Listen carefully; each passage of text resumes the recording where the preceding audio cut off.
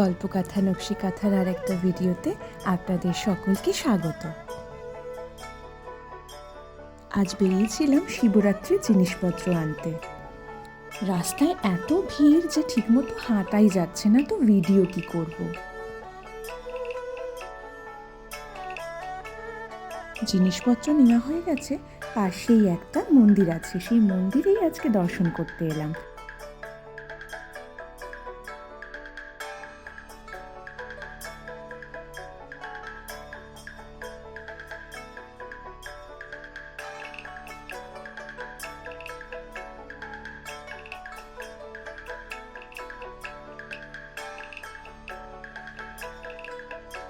আসলে কলকাতা বা আশেপাশের জেলাগুলোতে যেরকম শিবরাত্রির সময় বা শ্রাবণ মাসে বাবার মাথায় জল ঢালতে যায়, এখানেও সেরকম শ্রাবণ মাসে আর শিবরাত্রির সময় জল ঢালতে যায়।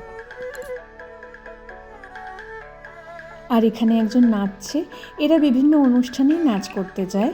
এদেরকে বলা হয় নটাঙ্কি ডান্সার। অ্যাকচুয়ালি উত্তরপ্রদেশের বিখ্যাত ফোক ডান্স হচ্ছে নটাঙ্কি।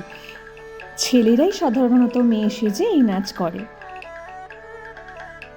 এখানে রাস্তার ধারে প্রচুর এরকম যারা জল ঢালতে যাচ্ছে তাদের জন্য রেস্ট নেওয়ার জায়গা, আর প্রত্যেকটা জায়গাতেই ওদের জন্য জুস, ফল, লস্যি এসবের ব্যবস্থা করা আছে।